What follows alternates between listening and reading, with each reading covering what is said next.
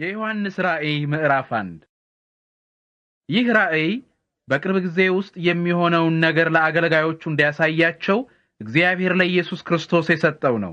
ኢየሱስ ክርስቶስም መልአኩን ልኮ ለአገልጋዩ ለዮሐንስ ይህን ራእይ ገለጠለት። ዮሐንስም እንዳየው ሁሉ የእግዚአብሔርን ቃልና የኢየሱስ ክርስቶስን ምስክርነት ተናግሯል። ይህ ሁሉ የሚፈጸምበት ጊዜ ቅርብ ስለሆነ ይህን የትንቢት መጽሐፍ የሚያነብ የተባረከ ነው። እንዲሁም የትንቢቱን ቃል የሚሰሙና በመጽሐፉም ውስጥ የተጻፈውን የሚፈጽሙ የተባረኩ ናቸው። ከዮሐንስ ለሰባቱ የእስያ አብያተ ክርስቲያናት የተላከ ሰላምታ ካለው ከነበረው ከሚመጣው ከእግዚአብሔር በዙፋኑ ፊት ካሉት ከሰባቱ መንፈሶችም ታማኝ ምስክር ከሆነው ከሞት በመነሳት በኩር ከሆነው የምድር ነገስታት ገዢ ከሆነው ከኢየሱስ ክርስቶስ ጸጋና ሰላም ለናንተ ይሁን። ለወደደን በደሙም ከኃጢአታችን ለዋጀን አባቱ የሆነውን አምላክ እንድናገለግል የካህናት መንግስት ላደረገን ለኢየሱስ ክርስቶስ ክብርና ኃይል ለዘላለም ይሁን፣ አሜን። እነሆ በደመና ይመጣል፣ የወጉት ሰዎች እንኳ ሳይቀሩ ሰው ሁሉ ያየዋል፣ የምድርም ሕዝቦች ሁሉ በእርሱ ምክንያት ያለቅሳሉ። አዎ ይህ ነገር እውነት ነው፣ አሜን። ያለው የነበረው የሚመጣውም ሁሉን የሚችል እግዚአብሔር አምላክ አልፋና ኦሜጋ የመጀመሪያውና የመጨረሻው እኔ ነኝ ይላል። በኢየሱስ ክርስቶስ ባለን ህብረት የመንግስቱ ወራሾች ከሆናችሁ ከእናንተ ጋር የመከራና የትዕግስት ተካፋይ የሆንሁ እኔ ወንድማችሁ ዮሐንስ በእግዚአብሔር ቃልና በኢየሱስ ምስክርነት ምክንያት ፍጥሞ በምትባል ደሴት ነበርሁ።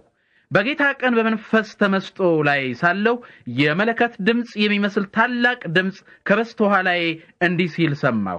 የምታየውን በመጽሐፍ ጽፈህ ወደ ሰባቱ አብያተ ክርስቲያናት ማለትም ወደ ኤፌሶን፣ ወደ ሰርመኔስ፣ ወደ ጴርጋሞን፣ ወደ ቲያጥሮን፣ ወደ ሰርዴስ፣ ወደ ፊላደልፊያና ወደ ሎዶቅያ ላክ። ማን እንደተናገረ ለማወቅ ወደ ኋላዬ ዞር አልሁ። ዞር ባልሁ ጊዜም 7 የወርቅ መቅረዞችን አየሁ። በመቅረዞቹ መካከል የሰው ልጅ የሚመስለውን አየሁ። እርሱ እስከ እግሩ የሚደርስ ረጅም ልብስ የለበሰ፣ ደረቱን በወርቅ መታጠቂያ የታጠቀ ነበረ። ራሱና የራሱ ጠጉሩ እንደ ነጭ የበግ ጠጉርና እንደ በረዶው ነጭ ነበሩ። ዓይኖቹም እንደ እሳት ነበልባል ነበሩ። እግሮቹም በእሳት ቀልጦ እንደነጠረ ናስ ይመስሉ ነበር። ድምፁም እንደ ታላቅ የፏፏቴ ውሃ ድምፅ ነበረ። በቀኝ እጁ 7 ኮከቦች ይዞ ነበር። ከሁለት በኩል ስለት ያለው ሰይፍ ከአፉ ይወጣ ነበር። ፊቱም በሙሉ ድምቀቱ እንደሚያበራ ፀሐይ ነበረ። ባየሁትም ጊዜ እንደ ሞተ ሰው ሆኜ በእግሩ ስር ወደቅሁ። እርሱ ግን ቀኝ እጁን በላዬ ጭኖ እንዲህ አለኝ፣ አትፍራ፣ የመጀመሪያውና የመጨረሻው እኔ ነኝ፣ ሕያውም ነኝ። ሞቼ ነበር፣ ነገር ግን እነሆ ለዘላለም ሕያው ነኝ። በሞትና በሲኦል ላይ ሥልጣን አለኝ። እንግዲህ ያየኸውን አሁን ያለውንና በኋላ የሚመጣውን ጻፍ። በቀኝ እጄ ያየሃቸው የሰባቱ ኮከቦችና የሰባቱም የወርቅ መቅረዞች ምስጢር ይህ ነው። 7ቱ ኮከቦች የሰባቱ አብያተ ክርስቲያናት መላእክት ናቸው። 7ቱ መቅረዞችም 7 አብያተ ክርስቲያናት ናቸው። የዮሐንስ ራእይ ምዕራፍ 2 ለኤፌሶን ቤተክርስቲያን መልአክ እንዲህ ብለህ ጻፍ። ይህም 7ቱን ኮከቦች በቀኝ እጁ ከያዘውና በ7ቱ የወርቅ መቅረዞች መካከል ከሚመላለሰው የተነገረ ነው። ሥራህን፣ ጥረትህን፣ ትዕግስትህን አውቃለሁ። ክፎችን ልትታገሳቸው እንዳልፈቀድህ ሐዋርያት ሳይሆኑ ሐዋርያት ነን የሚሉትን መርምረህ ሐሰተኞች ሆነው እንዳገኘሃቸው አውቃለሁ። በትዕግስት መጽናትህንና ስለ ስሜም ሳትሰለች መከራ መቀበልህን አውቃለሁ። ነገር ግን አንድ የምነቅፍብህ ነገር አለኝ። ይኸውም የቀድሞውን ፍቅርህን ትተሃል። ከመውደቅህ በፊት የት እንደነበርህ አስታውስ፣ ንስሐም ግባ። በመጀመሪያ ታደርገው የነበረውን ሥራህን አድርግ። ይህን ሁሉ ባታደርግ ግን ወደ አንተ እመጣለሁ፣ ንስሐም ካልገባህ መቅረዝህን ከስፍራው አነሳዋለሁ። ነገር ግን የሚያስመሰግንህ አንድ ነገር አለ። ይህም እኔ የምጠላውን የኒቆላውያንን ሥራ ጠልተሃል። መንፈስ ለአብያተ ክርስቲያናት የሚለውን ሰሚ ጆሮ ያለው ይስማ። ድል ለነሳ በእግዚአብሔር ገነት ውስጥ ካለው ከሕይወት ዛፍ ፍሬ እንዲበላ አደርገዋለሁ። ለሰርመኔስ ቤተክርስቲያን መልአክ እንዲህ ብለህ ጻፍ። ይህም የመጀመሪያና የመጨረሻ ከሆነው ሞቶ ከነበረውና ሕያው ከሆነው የተነገረ ነው። መከራህንና ድህነትህን አውቃለሁ። ይሁን እንጂ ሀብታም ነህ። አይሁዳውያን ሳይሆኑ አይሁዳውያን ነን የሚሉ የሰይጣን ማህበር የሆኑ ስምህን እንዳጠፉ ታውቃለሁ።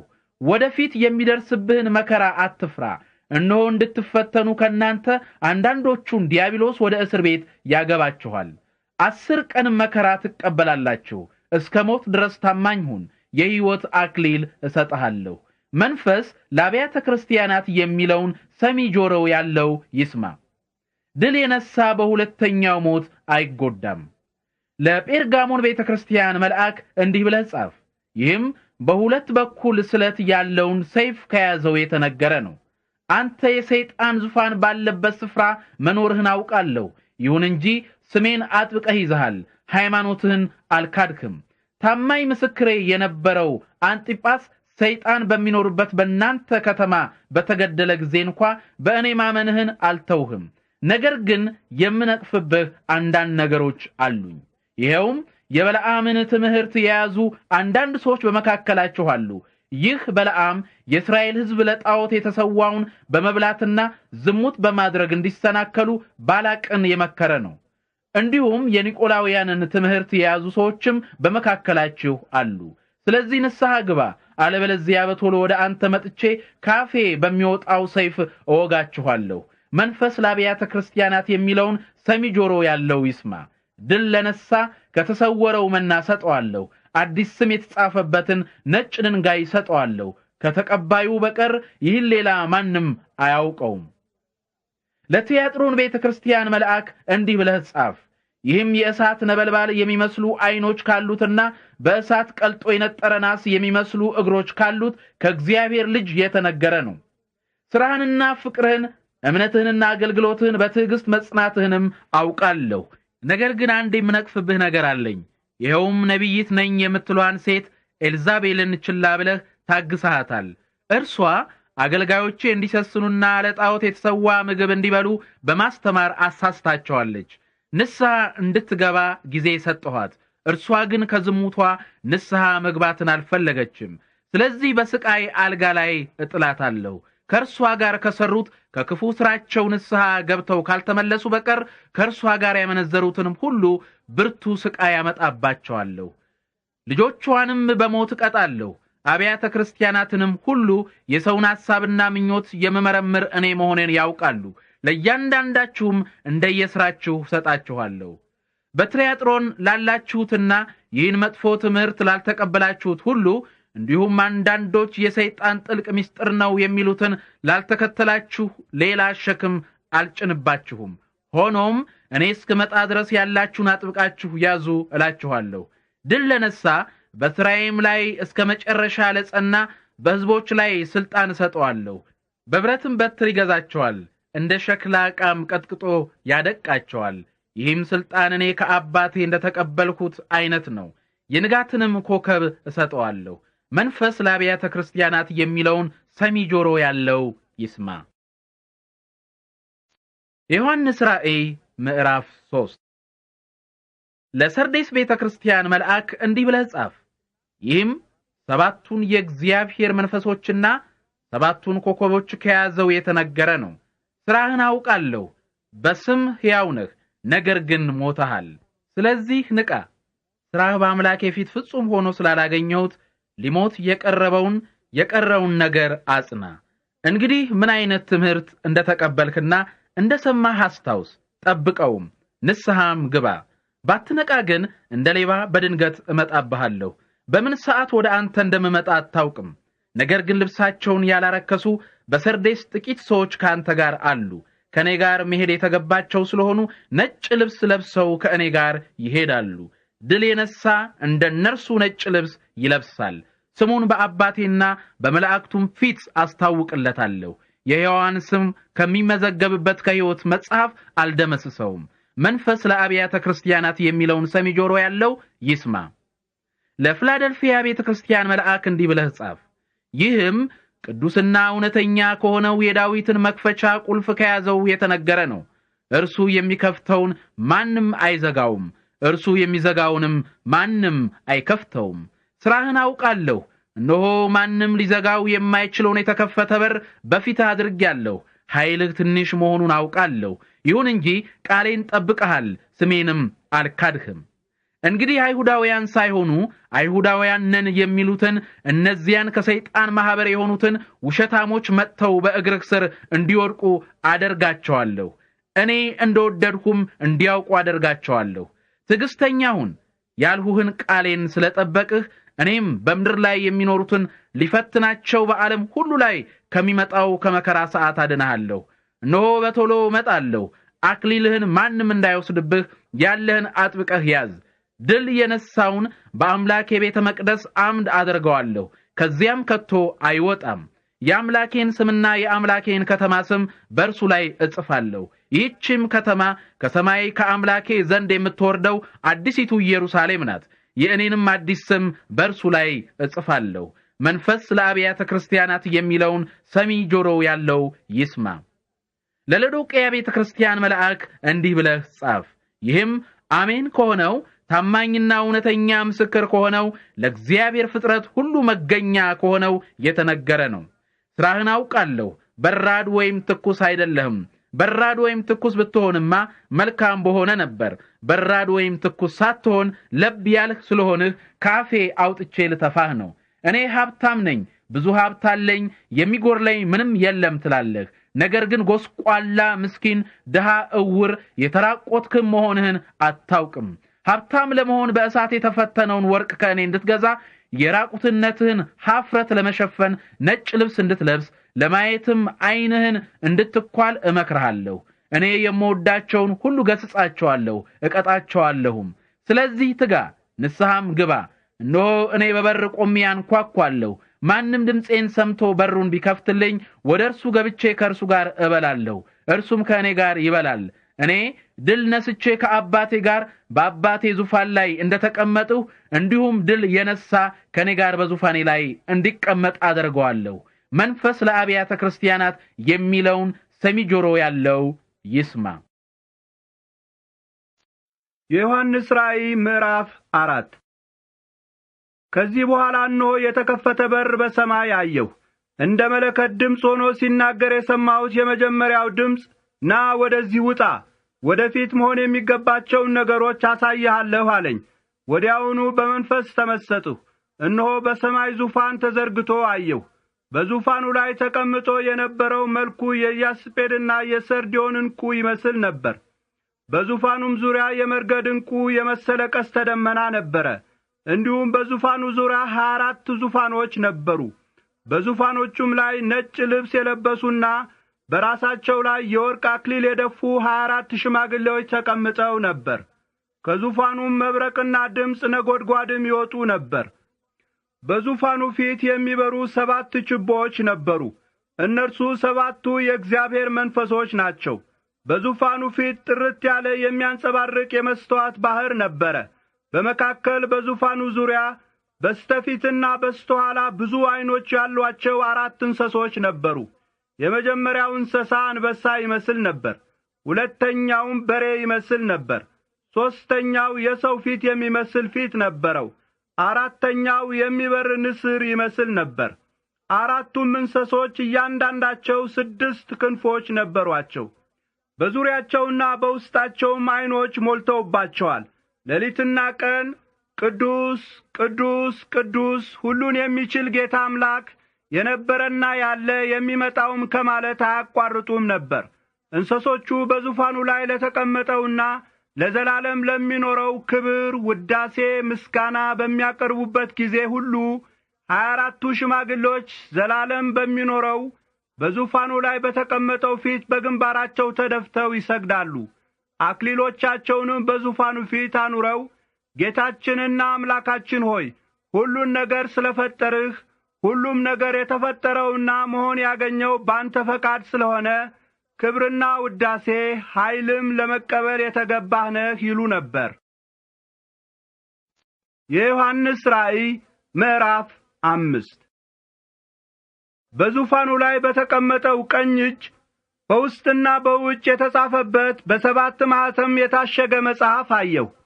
አንድ ብርቱ መልአክ በታላቅ ድምፅ ማኅተሞቹን መፍታትና መጽሐፉን መክፈት የተገባው ማን ነው ብሎ ሲናገር አየሁ። ነገር ግን በሰማይ ሆነ በምድር ወይም ከምድር በታች መጽሐፉን መክፈትና ውስጡን መመልከት የተቻለው ማንም አልነበረም። መጽሐፉን መክፈትና ውስጡን መመልከት የተገባው ስላልተገኘ በጣም አለቀሱ። በዚያን ጊዜ ከሽማግሌዎቹ አንዱ አታልቅስ፣ እነሆ ከይሁዳ ነገድ የሆነው አንበሳ የዳዊት ሥር ድል ነስቶአል፣ እርሱ መጽሐፉንና 7ቱን ማኅተሞች መክፈት ይችላል አለኝ። ከዚህ በኋላ በዙፋኑና በአራቱ እንስሶች መካከል በሽማግሌዎቹም መካከል የታረደ የሚመስል በግ ቆሞ አየሁ። ይህ በግ 7 ቀንዶችና 7 ዓይኖች ነበሩት። እነርሱ ወደ ዓለም ሁሉ የተላኩ 7ቱ የእግዚአብሔር መንፈሶች ናቸው። በጉ መጣና በዙፋኑ ላይ ከተቀመጠው ቀኝ እጅ መጽሐፉን ወሰደ። መጽሐፉን በወሰደ ጊዜ 4ቱ እንስሶችና 24ቱ ሽማግሌዎች በበጉ ፊት በግንባራቸው ተደፉ። እያንዳንዳቸውም በገና ይዘው ነበር። እንዲሁም የቅዱሳን ጸሎት የሆነውን ዕጣን የሞላበትን የወርቅ ሙዳይ ይዘው ነበር። አዲስ መዝሙርም እንዲህ እያሉ ዘመሩ። መጽሐፉን ለመውሰድና ማኅተሞቹን ለመክፈት የተገባህ ሆነሃል። ምክንያቱም አንተ ታርደሃል፣ በደምህ ከየነገዱ፣ ከየቋንቋው፣ ከየወገኑ፣ ከየሕዝቡ ሁሉ ሰዎችን ለእግዚአብሔር ዋጅተሃል።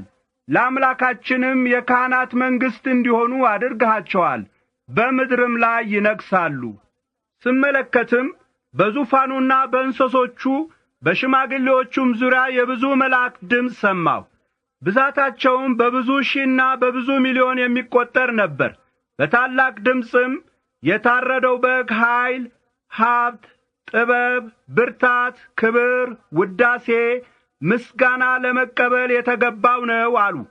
በሰማይና በምድር ከምድር በታችና በባሕር ከእነርሱም ያሉ ፍጥረቶች ሁሉ በዙፋኑ ላይ ለተቀመጠውና ለበጉም ምስጋና፣ ክብር፣ ውዳሴ፣ ኃይል ለዘላለም ይሁን ሲሉ ሰማሁ።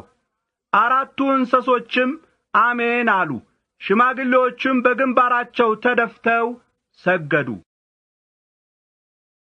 የዮሐንስ ራእይ ምዕራፍ 6።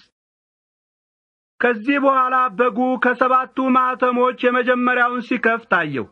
ከ4ቱ እንስሶች አንዱ እንደ ነጐድጓድ በሚያስገመግም ድምፅ ና ሲል ሰማሁ። እነሆ ነጭ ፈረስ አየሁ። በፈረሱ ላይ የተቀመጠው ቀስት ይዞ ነበር። አክሊልም ተሰጠው። ድል ነሺ ሆኖ ከድል ወደ ድል ለመሄድ ወጣ። በጉ ሁለተኛውን ማኅተም በከፈተ ጊዜ ሁለተኛው እንስሳ ና ሲል ሰማሁ። ሌላ ደማቅ ቀይ ፈረስ ወጣ። በፈረሱ ላይ ለተቀመጠው ሰላምን ከምድር እንዲያስወግድና ሰዎች እርስ በርሳቸው እንዲተላለቁ ለማድረግ ሥልጣን ተሰጠው። ትልቅ ሰይፍም ተሰጠው። ሦስተኛውን ማኅተም በፈታ ጊዜ ሦስተኛው እንስሳ ና ሲል ሰማሁ። እነሆ ጥቁር ፈረስ አየሁ። በፈረሱ ላይ የተቀመጠው ሚዛን በእጁ ይዞ ነበር። ድምፅ ከ4ቱ እንስሶች መካከል የመጣ መሰለኝ። ይህ ድምፅ 1 እርቦ ስንዴ በአንድ ቀን ደሞዝ፣ 3 እርቦ ገብስ በአንድ ቀን ደሞዝ ይሁን፣ ዘይትንና ወይንን ግን አትጉዳ ሲል ሰማሁ። 4ተኛውን ማኅተም በከፈተ ጊዜ የ4ተኛውን እንስሳ ድምፅ ና ሲል ሰማሁ። እነሆ ግራጫ ፈረስ አየሁ። በፈረሱ ላይ የተቀመጠው ስሙ ሞት ይባል ነበር። ሲኦልም ይከተለው ነበር። ሞትና ሲኦልም የምድርን 1/4 እጅ በጦርነት፣ በራብ፣ በብርቱ በሽታ፣ በምድር አራዊት እንዲገደሉ ሥልጣን ተሰጣቸው። 5ተኛውን ማኅተም በፈታ ጊዜ ስለ እግዚአብሔር ቃልና ስለ ሰጡትም ምስክርነት የተገደሉትን ሰዎች ነፍሶች ከመሠዊያው በታች አየሁ። እነርሱ በታላቅ ድምፅ ቅዱስና እውነተኛ የሁሉም በላይ የሆንህ ጌታ ሆይ በምድር ባሉት ሰዎች ላይ የማትፈርደውና ስለ ደማችንም የማትበቀለው እስከ መቼ ነው እያሉ ጮኹ። ለእያንዳንዳቸውም ነጭ ልብስ ተሰጣቸው። እንደነርሱ ገና የሚገደሉ እንደነርሱ አገልጋዮች የሆኑ ጓደኞቻቸውና የወንድሞቻቸው ቁጥር እስኪሞላ ድረስ ጥቂት ጊዜ አርፈው እንዲቆዩ ተነገራቸው። ከዚህ በኋላ በጉ 6ተኛውን ማኅተም በከፈተ ጊዜ ይህን አየሁ። እነሆ ታላቅ የምድር መናወጥ ሆነ። ፀሐይ እንደ ጥቁር ልብስ ጠቆረች፣ ጨረቃም በሙሉ እንደ ደም ቀላች። ብርቱ ነፋስ የበለስን ዛፍ ሲያወዛውዝ ያልበሰለው ፍሬ ከዛፉ ላይ እንደሚረግፍ የሰማይ ኮከቦችም ረገፉ። ሰማይም እንደ ብራና ተጠቅልሎ ተወገደ። ተራራዎችና ደሴቶችም ሁሉ ከስፍራቸው ተወሰዱ። የምድር ነገሥታት፣ ገዢዎች፣ የጦር አለቆች፣ ሀብታሞች፣ ኃይለኞች፣ አገልጋዮችና ጌቶችም ሁሉ በዋሻዎችና በተራራዎች ዓለቶች ውስጥ ተሸሸጉ። ተራራዎችንና ዓለቶችንም በላያችን ውደቁ፣ በዙፋኑ ላይ ከተቀመጠው ፊት ከበጉም ቁጣ ሰውሩን። ምክንያቱም ታላቁ የቁጣቸው ቀን መጥቶአል፣ ማን መቆም ይችላል አሏቸው። የዮሐንስ ራእይ ምዕራፍ 7። ከዚህ በኋላ 4 መላእክት በአራቱ የምድር ማዕዘኖች ቆመው አየሁ። እነርሱም በምድርም ሆነ በባህር ወይም በዛፍ ላይ ምንም ነፋስ እንዳይነፍስ ከአራቱ አቅጣጫ የሚመጡትን የምድር ነፋሶች ያዙ። የሕያው አምላክን ማኅተም የያዘ ሌላ መልአክም ከምሥራቅ ሲመጣ አየሁ። ምድርንና ባሕርን እንዲጐዱ ሥልጣን ወደ ተሰጣቸው ወደ 4ቱ መላእክት ድምፁን ከፍ አድርጎ በአምላካችን አገልጋዮች ግንባር ላይ ማኅተም እስክናትምባቸው ድረስ ምድርንም ሆነ ባሕርን ወይም ዛፎችን አትጉዱ ብሎ ጮኸ። የታተሙትንም ሰዎች ቁጥር ሰማሁ። ከእስራኤል ነገዶች ሁሉ የታተሙት ሰዎች ቁጥር 144,000 ነበር። ከይሁዳ ነገድ የታተሙት 12,000፣ ከሮቤል ነገድ 12,000፣ ከጋድ ነገድ 12,000፣ ከአሴር ነገድ 12,000፣ ከንፍታሌም ነገድ 12,000፣ ከምናሴ ነገድ 12,000፣ ከስምዖን ነገድ 12,000፣ ከሌዊ ነገድ 12,000፣ ከይሳኮር ነገድ 12,000፣ ከዛብሎን ነገድ 12,000፣ ከዮሴፍ ነገድ 12,000፣ ከብንያም ነገድ 12,000 ነበሩ። ከዚህ በኋላ እነሆ ማንም ሊቈጥራቸው የማይችል እጅግ ብዙ ሰዎች አየሁ። እነሱ ከሕዝብና ከነገድ ከወገንና ከቋንቋ ሁሉ የተውጣጡ ነበሩ። ነጭ ልብስ ለብሰው የዘንባባ ዝንጣፊ በእጃቸው ይዘው በዙፋኑና በበጉ ፊት ቆመው ነበር። በታላቅ ድምፅ እየጮኹም ማዳን በዙፋኑ ላይ የተቀመጠው የአምላካችንና የበጉ ነው ይሉ ነበር። መላእክቱ ሁሉ በዙፋኑና በሽማግሌዎቹ በአራቱም እንስሶች ዙሪያ ቆመው ነበር።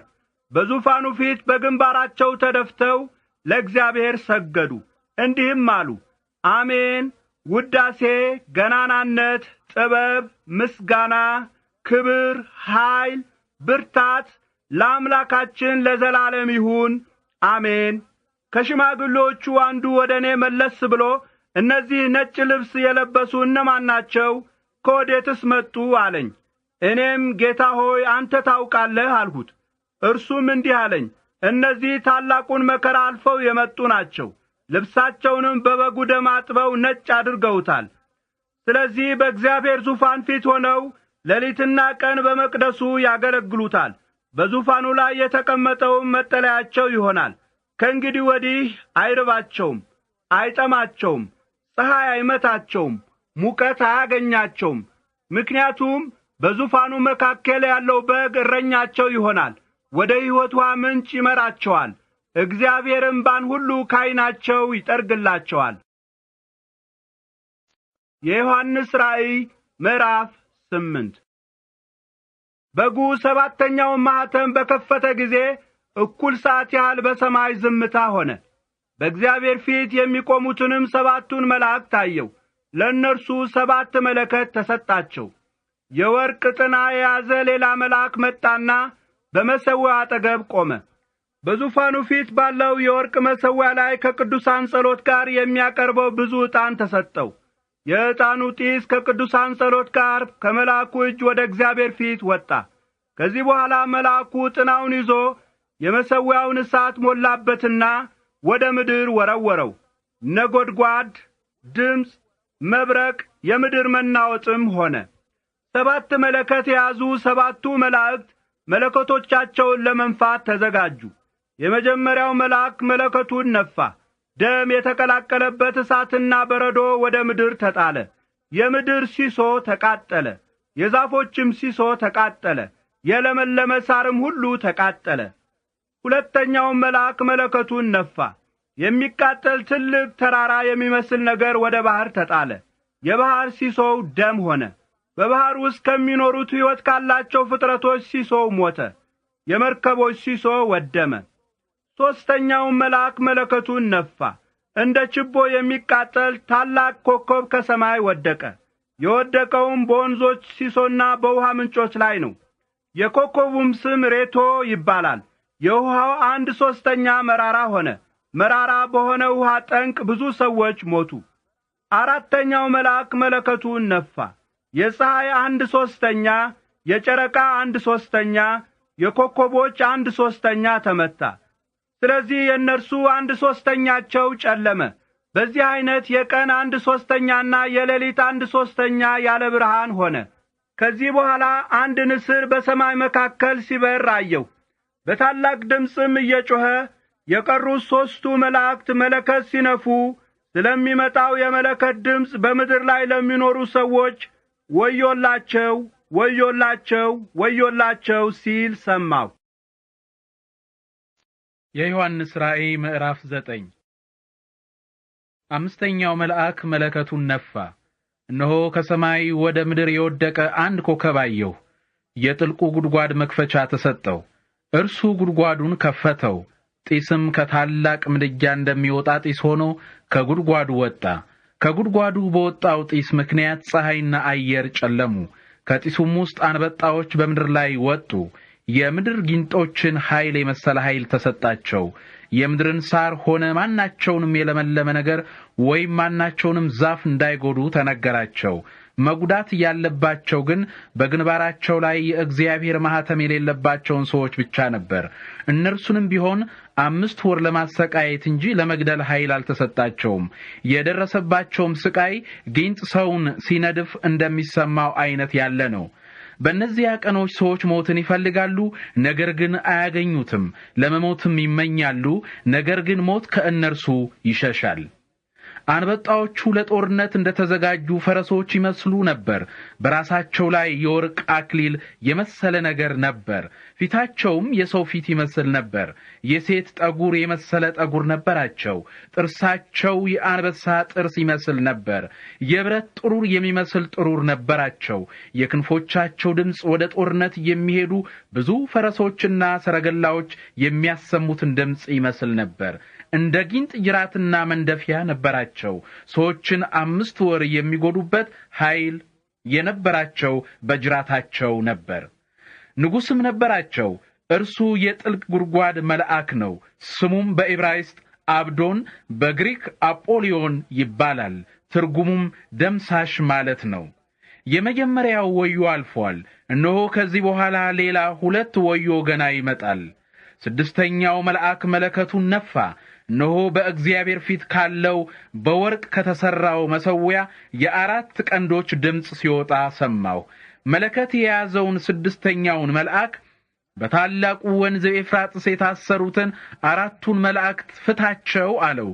ለዚህ ሰዓትና ለዚህ ቀን፣ ለዚህ ወርና ለዚህ ዓመት የተዘጋጁት 4 መላእክት የሰዎችን 1/3 እንዲገድሉ ተፈቱ። የፈረሰኞቹ ሰራዊት ብዛት 200 ሚሊዮን ነበር። ቁጥራቸውንም ሰማሁ። ፈረሶቹንና በፈረሶቹ ላይ የተቀመጡትን ሰዎች በራእይ ያየኋቸው በዚህ አይነት ነበር። በደረታቸው ላይ የነበረው ጥሩር እንደ እሳት ቀይ፣ እንደ ያክንት ሰማያዊ፣ እንደ ዲን ቢጫ ይመስል ነበር። የፈረሶቹ ራስ የአንበሳ ራስ ይመስል ነበር። ከአፋቸው እሳትና ጢስ ዲንም ይወጣ ነበር። ከአፋቸው ባወጡት እሳት ጢስ ዲን በእነዚህ በ3ቱ መቅሰፍቶች የሰዎች 1/3 ተገደለ።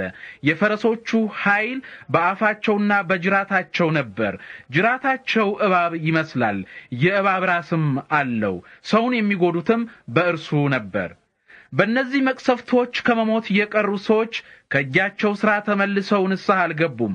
ምክንያቱም አጋንንትና ከወርቅ፣ ከብር፣ ከናስ፣ ከድንጋይ፣ ከእንጨት የተሰሩ ማየት ወይም መስማት ወይም መሄድ የማይችሉትን ጣዖቶች ማምለክ አልተውም። እንዲሁም ከነፍሰ ገዳይነታቸው፣ ከሟርታቸው፣ ከሴሰኝነታቸው፣ ከሌብነታቸውም ንስሐ አልገቡም።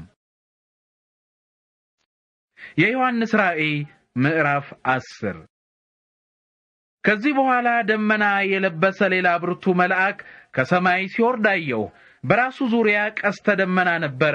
ፊቱ እንደ ፀሐይ፣ እግሮቹ እንደ እሳት አምዶች ነበሩ። የተከፈተች ትንሽ መጽሐፍ በእጁ ይዞ ነበር። ቀኝ እግሩን በባህር ላይ፣ ግራ እግሩንም በምድር ላይ አኖረ። የአንበሳ ድምፅ በመሰለ ታላቅ ድምፅ ጮኸ። በጮኸም ጊዜ 7ቱ ነጎድጓዶች በየድምፃቸው ተናገሩ። 7ቱ ነጎድጓዶች በየድምፃቸው በተናገሩ ጊዜ እኔ ልጽፍ አሰብሁ። ነገር ግን 7ቱ ነጎድጓዶች የተናገሩትን አሽገህ በሚስጥር ያዘው እንጂ አትጻፈው የሚል ድምፅ ከሰማይ ሰማሁ። ከዚህ በኋላ በባህርና በምድር ላይ ቆሞ ያየሁት መልአክ ቀኝ እጁን ወደ ሰማይ አነሳና ዘላለም በሚኖረው ሰማይና በእርሱ ያሉትን ምድርንና በእርሷም ያሉትን ባህርንና በእርሱም ያሉትን በፈጠረው አምላክ ስም አለ። እንዲህም አለ፣ ከእንግዲህ ወዲህ አይዘገይም። ነገር ግን 7ኛው መልአክ መለከቱን በሚያሰማባቸው ቀኖች ለአገልጋዮቹ ለነቢያት ባስታወቃቸው መሰረት የእግዚአብሔር ምስጢር ይፈጸማል። ከሰማይ የሰማሁት ድምፅ ባህርና በምድር ላይ የቆመው መልአክ በእጁ የያዛትን የተፈታችውን መጽሐፍ ሂድና ውሰድ ሲል እንደገና ተናገረኝ። ወደ መልአኩም ሄጄ ትንሽቱን መጽሐፍ ስጠኝ አልሁት። እርሱም ውሰድና ብላት፣ በሆድህ መራራ ትሆናለች፣ በአፍህ ግን እንደ ማር ትጣፍጣለች አለኝ። እኔም ትንሽቱን መጽሐፍ ከመልአኩ እጅ ወስጄ በላኋት። ባፌ እንደ ማር ጣፈጠች። ከበላኋት በኋላ ግን ሆዴ መራራ ሆነ። ከዚህ በኋላ ስለ ብዙ ወገኖች፣ ሕዝቦች፣ ልዩ ልዩ ቋንቋ ስለሚናገሩ ሰዎችና ስለ ነገሥታት እንደገና ትንቢት መናገር አለብህ ተብሎ ተነገረኝ።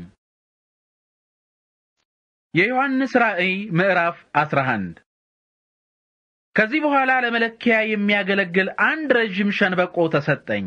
እንዲህም ተባልሁ፣ ተነስ፣ የእግዚአብሔርን ቤተ መቅደስና መሠዊያውን ለካ፣ በዚያ የሚያመልኩትንም ቁጠር። ከቤተ መቅደሱ ውጪ ያለውን ክፍት ቦታ ግን ተወው።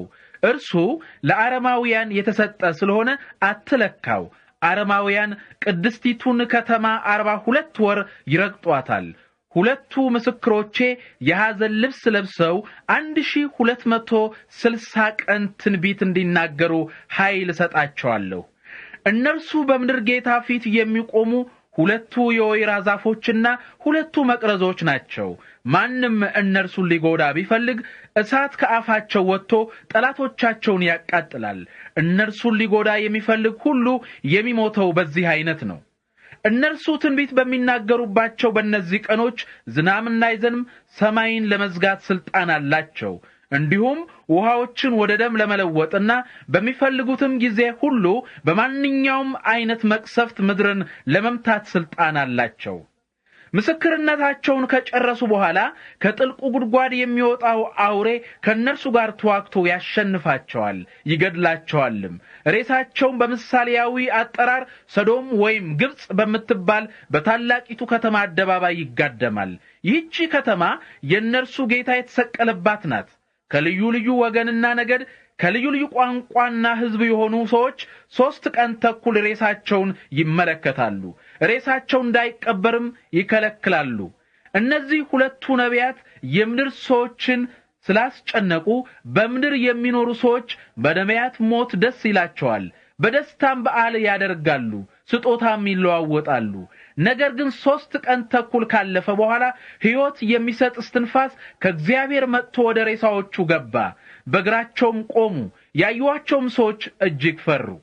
ከዚህ በኋላ 2 ነቢያት ወደዚህ ውጡ የሚል ታላቅ ድምፅ ከሰማይ ሰሙ። ጠላቶቻቸው እየተመለከቷቸውም በደመና ወደ ሰማይ ወጡ። በዚያን ሰዓት ታላቅ የምድር መናወጥ ሆነ። የከተማይቱም 1/10 ወደመ። በምድር መናወጥ ምክንያት 7000 ሰዎች ሞቱ። ከሞት የተረፉትም እጅግ ፈሩ፣ የሰማይንም አምላክ አከበሩ። 2ኛው ወዮ አለፈ። እነሆ 3ኛው ወዮ ቶሎ ይመጣል። 7ኛው መልአክ መለከቱን ነፋ። በሰማይም የዓለም መንግስት የጌታ የአምላካችንና የመሲሁ ሆናለች፣ እርሱ ለዘላለም ይነግሣል የሚሉ ታላላቅ ድምጾች ተሰሙ። በእግዚአብሔር ፊት በዙፋኖቻቸው ላይ የተቀመጡት 24ቱ ሽማግሌዎችም በግንባራቸው ተደፍተው ለእግዚአብሔር ሰገዱ፣ እንዲህም አሉ። ያለህና የነበርህ ሁሉን የምትችል ጌታ እግዚአብሔር ሆይ ትልቁን ስልጣንህን በእጅህ ስላደረክና ስለነገስህ እናመሰግንሃለን። አረማውያን ሕዝቦች ተቆጡ፣ ያንተም ቁጣ መጣ። በሙታን ላይ የምትፈርድበት ጊዜም ደረሰ። ለአገልጋዮችህ ለነቢያትና ለቅዱሳን ስምህም ለሚያከብሩት ለታናናሾችና ለታላላቆች ሽልማታቸውን የምትሰጥበት ጊዜ ደረሰ። ምድርን ያጠፏትን የምታጠፋበት ጊዜም ደረሰ። በሰማይ ያለው የእግዚአብሔር ቤተ መቅደስም ተከፈተ። የእርሱም የኪዳን ታቦት በቤተ መቅደሱ ውስጥ ታየ። መብረቅ፣ ድምፅ፣ ነጎድጓድ፣ የምድር መናወጥና ታላቅም በረዶ ሆነ። የዮሐንስ ራእይ ምዕራፍ 12። ከዚህ በኋላ ታላቅና አስደናቂ ምልክት በሰማይ ታየ። ፀሐይን የለበሰች ጨረቃን ከእግሯ በታች ያደረገች 12 ኮከቦችን እንደ አክሊል በራሷ ላይ የደፋች አንዲት ሴት ታየች። እርሷም ነፍሰ ጡር ነበረች። ምጥ ይዟትም ተጨንቃ ትጮህ ነበር። እንዲሁም ሌላ ምልክት በሰማይ ታየ። 7 ራሶችና 10 ቀንዶች የነበሩት ትልቅ ቀይ ዘንዶ ታየ። በራሶቹም ላይ 7 ዘውዶች ደፍቶ ነበር። በጅራቱ የኮከቦችን 1/3 ከሰማይ ስቦ ወደ ምድር ጣላቸው። ሴቲቱ በምትወልድበት ጊዜ ልጇን ለማዋጥ አስቦ ዘንዶው ልትወልድ ወደ ተቃረበችው ሴት ሄደና ከፊት ለፊቷ ቆመ። ሴቲቱም ሕዝቦችን ሁሉ በብረት በትር የሚገዛ ወንድ ልጅ ወለደች። ልጅዋ ግን ወደ እግዚአብሔርና ወደ ዙፋኑ ተወሰደ። ሴቲቱም ወደ በረሃ ሸሽታ ሄደች። እዚያ 1260 ቀን በክብካቤ ተይዛ የምትጠበቅበትን ስፍራ እግዚአብሔር አዘጋጅቶላት ነበር። በሰማይ ጦርነት ተነሳ። ሚካኤልና የእርሱ መላእክት ከዘንዶውና ከመላእክቱ ጋር ተዋጉ። ነገር ግን ዘንዶውና መላእክቱ ተሸነፉ። ከዚያም ወዲያ በሰማይ ስፍራ አልተገኘላቸውም። ታላቁም ዘንዶ ወደ ታች ተጣለ። እርሱ ሰዎችን ሁሉ የሚያስተው ዲያብሎስ ወይም ሰይጣን ተብሎ የሚጠራው የቀድሞው እባብ ነው። እርሱ ወደ ምድር ተጣለ። የእርሱም መላእክት ከእርሱ ጋር አብረው ተጣሉ። ከዚህ በኋላ አንድ ታላቅ ድምፅ በሰማይ እንዲህ ሲል ሰማሁ። እነሆ ማዳንና ኃይል መንግስትም የአምላካችን ሆኗል፣ ስልጣኑም የመሲሁ ሆኗል። ምክንያቱም ወንድሞቻችንን በአምላካችን ፊት ቀንና ሌሊት ሲያሳጣቸው የነበረ የወንድሞቻችን ከሳሽ ተጥሏል። እነርሱ በበጉ ደምና በተናገሩት የምስክርነት ቃል ድል ነስተውታል። ለሕይወታቸው ሳይሳሱ ራሳቸውን ለሞት አሳልፈው ሰጥተዋል። ስለዚህ ሰማይና በውስጣቸው የምትኖሩ ሁሉ ደስ ይበላችሁ፣ ምድርና ባህር ግን ወዮላችሁ። ምክንያቱም ጥቂት ጊዜ እንደቀረው ስላወቀ ዲያብሎስ በታላቅ ቁጣ ወደ እናንተ ወርዷል። ዘንዶው ወደ ምድር እንደተጣለ ባየ ጊዜ ወንድ ልጅ የወለደችውን ሴት አሳደዳት። ሴቲቱ በበረሃ ወደ ተዘጋጀላት ስፍራ በራ እንድትሄድ የታላቅ ንስር ክንፎች የሚመስል 2 ክንፎች ተሰጧት። እዚያም ከእባቡ ፊት ርቃ 3 ዓመት ተኩል በክብካቤ ተይዛ ትጠበቅ ነበር። ሴቲቱ በጎርፍ እንድትወሰድ ብሎ እባቡ የወንዝ ውሃ የሚያህል ውሃ ካፉ ተፍቶ በስተኋላዋ አፈሰሰ። ነገር ግን ምድር ሴቲቱን ረዳቻት። አፏንም ከፈተችና ዘንዶው ከአፉ ተፍቶ ያፈሰሰውን ውሃ ዋጠች።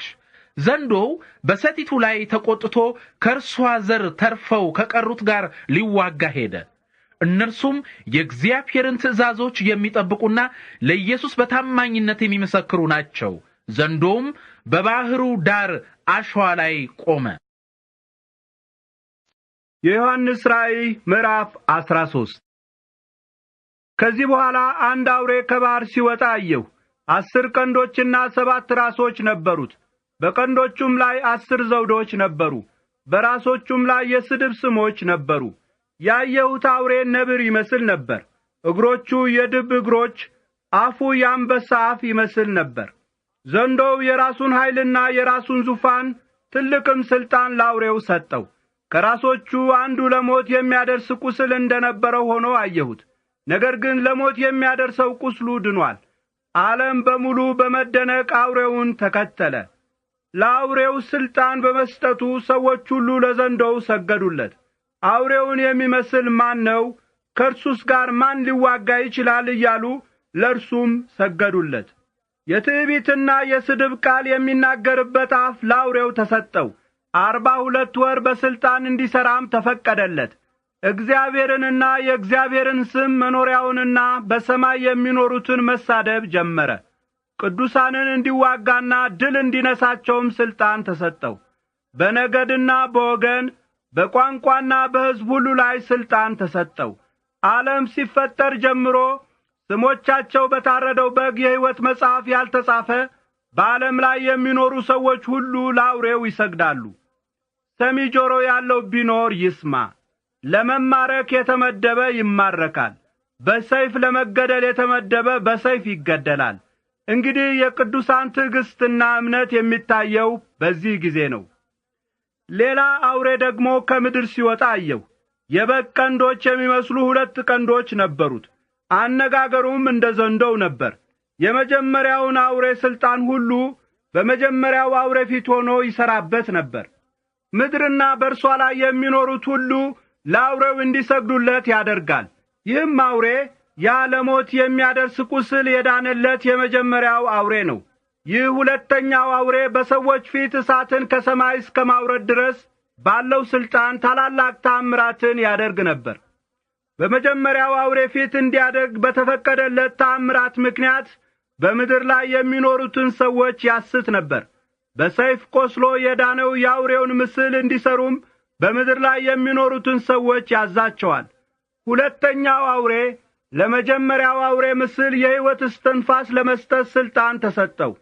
የሕይወት እስትንፋስ ለመስጠት ሥልጣን የተሰጠውም ምስሉ ለመናገር እንዲችልና ለእርሱ የማይሰግዱት ሁሉ እንዲገደሉ ያደርግ ዘንድ ነው። ሁለተኛው አውሬ ታናናሾችም ሆኑ ታላላቆች፣ ሀብታሞችም ሆኑ ድሆች፣ ጌቶችም ሆኑ አገልጋዮች ሁሉም በቀኝ እጃቸው ወይም በግንባራቸው ላይ ምልክት እንዲያደርጉ አስገደዳቸው።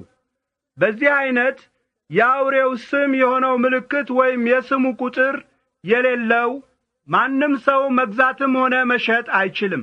ጥበብ ያለው እንግዲህ እዚህ ላይ ነው። አእምሮ ያለው የአውሬውን ቁጥር ያስላው። ቁጥሩ የሚያመለክተው ሰውን ነው። ቁጥሩም 666 ነው። የዮሐንስ ራእይ ምዕራፍ 14። ከዚህ በኋላ እነሆ በጉ በጽዮን ተራራ ላይ ቆሞ አየሁ። ከእርሱም ጋር የእርሱ ስምና የአባቱ ስም በግንባራቸው ላይ የተጻፈባቸው 144,000 ሰዎች ነበሩ። ከሰማይም የታላቅ ፏፏቴ ውሃ ድምፅና ታላቅ ነጐድጓድ የመሰለ ድምፅ ሰማሁ። የሰማሁትም ድምፅ በገና ደርዳሪዎች በገና እየደረደሩ የሚያሰሙትን ድምፅ ይመስል ነበር። በዙፋኑና በአራቱ እንስሶች በሽማግሌዎችም ፊት 144,000 ሰዎች አዲስ መዝሙር ዘመሩ። ይህን መዝሙር ከምድር ከተዋጁት ከ144,000 ሰዎች በቀር ማንም ሊማረው አልቻለም። እነርሱ ድንግሎች ስለሆኑ ከሴቶች ጋር በግብረ ሥጋ በመገናኘት ያረከሱ ናቸው። እነርሱ በጉ ወደሚሄድበት ሁሉ የሚከተሉት ናቸው። እነርሱ ለእግዚአብሔርና ለበጉ በኵራት ለመሆን ከሰዎች መካከል የተዋጁ ናቸው። እነርሱ ሐሰት ተናግረው አያውቁም፣ ነቀፋም የሌለባቸው ናቸው። ከዚህ በኋላ በምድር ላይ ለሚኖሩ ለሕዝብና ለነገድ ለቋንቋና ለወገን ሁሉ ለማብሰር ዘላለማዊውን የምሥራች ቃል የያዘ ሌላ መልአክ በሰማይ መካከል ሲበር አየሁ። በታላቅ ድምፅም እግዚአብሔርን ፍሩ አክብሩትም፣ ምክንያቱም የእርሱ የፍርድ ሰዓት ደርሷል። ሰማይና ምድርን ባሕርንና የውሃ ምንጮችን ለፈጠረ አምላክ ስገዱ አለ። ሌላም ሁለተኛው መልአክ የዝሙቷ ፍትወት የሆነውን የሚያሰክር የወይን ጠጅ ለሕዝቦች ሁሉ ያጠጣች ታላቂቱ ባቢሎን ወደቀች እያለ የመጀመሪያውን መልአክ ተከተለ። ሌላ ሦስተኛ መልአክም በታላቅ ድምፅ እንዲህ እያለ ተከተላቸው። ለአውሬውና ለምስሉ የሚሰግዱ ምልክቱን በግንባራቸው ወይም በእጃቸው የሚያደርጉ ሁሉ የእግዚአብሔርን የቁጣ የወይን ጠጅ ይጠጣሉ። ይህም የወይን ጠጅ ሳይበረዝ በቁጣው ጽዋ የተዘጋጀ ነው። እንዲሁም በቅዱሳን መላእክት ፊትና በበጉ ፊት በእሳትና በዲን ይሰቃያሉ። እነሱን ከሚያሰቃየው እሳት የሚወጣው ጢስ ለዘላለም ወደ ላይ ይወጣል። ለአውሬውና ለምስሉ የሚሰግዱ የስሙን ምልክት ያደረጉ ሁሉ ቀንና ሌሊት ዕረፍት የላቸውም። የእግዚአብሔርን ትእዛዝ የሚጠብቁና ኢየሱስንም በማመን የሚጸኑ ቅዱሳን ትዕግስታቸው የሚታየው እንግዲህ እዚህ ላይ ነው። ከሰማይም እንዲህ የሚል ድምፅ ሰማሁ፣ ይህንን ጻፍ፣ ከእንግዲህ ወዲህ የጌታ ኢየሱስ ሆነው የሚሞቱ ዕድለኞች ናቸው። መንፈስ ቅዱስም አዎ ከድካማቸው እንዲያርፉ ሥራቸው ይከተላቸዋል ይላል። ከዚህ በኋላ እነሆ ነጭ ደመና አየሁ። በደመናውም ላይ የሰውን ልጅ የሚመስል ተቀምጧል። በራሱ ላይ የወርቅ አክሊል አድርጓል። በእጁ ስለታም ማጭድ ይዟል። ሌላ መልአክ ከመቅደሱ ወጣና በደመና ላይ የተቀመጠውን በታላቅ ድምፅ የምድር መከር ደርሷል፣ የአጨዳ ሰዓትም ቀርቧል፣ ስለዚህ ማጭድህን ስደድና እጨድ አለ። በደመናውም ላይ የተቀመጠው ማጭዱን ወደ ምድር ሰደደው፣ ምድርም ታጨደች። ሌላ መልአክም በሰማይ ካለው መቅደስ ወጣ። እርሱም ስለታም ማጭድ ይዞ ነበር። በእሳት ላይ ሥልጣን ያለው ሌላ መልአክ ከመሠዊያው አጠገብ ወጣና ስለታም ማጭድ የያዘውን መልአክ የዘለላዎቹ ፍሬዎች ስለበሰሉ የወይን ዘለላዎቹን ሁሉ ከምድር ወይን ቁረጥ በማለት በታላቅ ድምፅ ጮኸ። መልአኩም ማጭዱን ወደ ምድር ሰደደው፣ የምድርንም ወይን ዘለላ ቈረጠ። የእግዚአብሔርን ቁጣ በሚያመለክት ታላቅ መጭመቂያ ውስጥ ጣለው።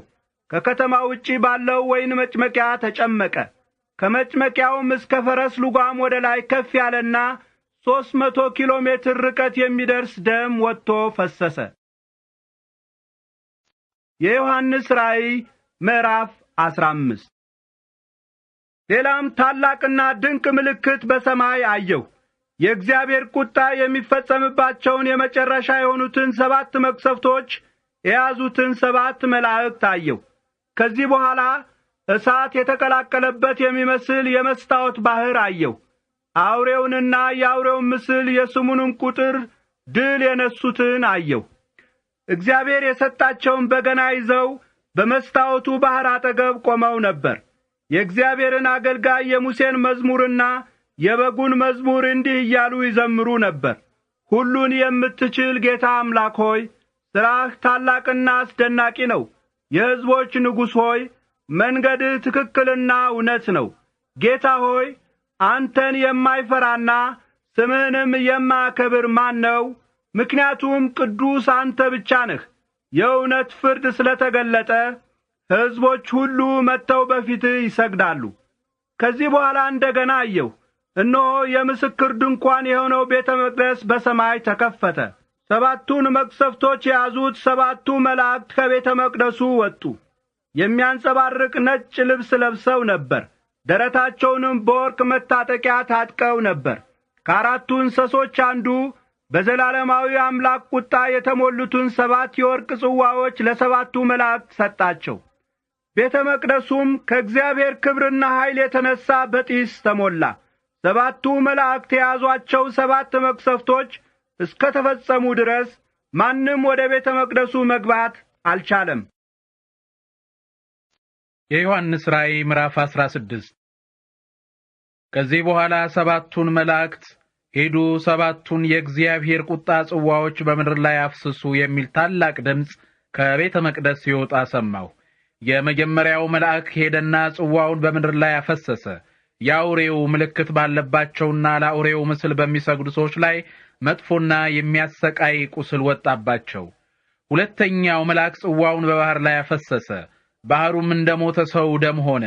በባህሩ ይኖሩ የነበሩት ሕይወት ያላቸው ነገሮች ሁሉ ሞቱ። ሦስተኛው መልአክ ጽዋውን በወንዞችና በውሃ ምንጮች ላይ አፈሰሰ። እነርሱም ደም ሆኑ። በውሃ ላይ ሥልጣን ያለው መልአክ እንዲህ ሲል ሰማሁ። ያለህና የነበርህ ቅዱስ ጌታ ሆይ፣ እንዲህ ስለፈረድህ እውነተኛ ነህ። ሰዎች የቅዱሳንና የነቢያትን ደም ስላፈሰሱ ደም አጠጣሃቸው። ይህም የሚገባቸው ነው። በመሠዊያው አዎ ሁሉን የምትችል ጌታ አምላክ ሆይ፣ ፍርድህ እውነትና ትክክል ነው የሚል ድምፅ ሰማሁ። አራተኛው መልአክ ጽዋውን በፀሐይ ላይ አፈሰሰ። ፀሐይም ሰዎችን በግለቷ ለማቃጠል ኃይል ተሰጣት። ሰዎች በታላቅ ግለት ተቃጠሉ። በእነዚህ መቅሰፍቶች ላይ ስልጣን ያለውን የእግዚአብሔርን ስም ተሳደቡ። ንስሐ መግባትና እርሱን ማክበር እምቢ አሉ። አምስተኛው መልአክ ጽዋውን በአውሬው ዙፋን ላይ አፈሰሰ። የአውሬውም መንግስት ጨለማ ሆነ። ሰዎች ከስቃያቸው የተነሳ ምላሳቸውን ያኝኩ ነበር። ከስቃያቸውና ከቁስላቸው የተነሳ የሰማይን አምላክ ተራገሙ፣ ከስራቸውም ንስሐ አልገቡም። ስድስተኛው መልአክ ጽዋውን በታላቁ ወንዝ በኤፍራጥስ ላይ አፈሰሰ። ከምስራቅ ለሚመጡ ነገስታት መንገድ ለማዘጋጀት የወንዙ ውሃ ደረቀ።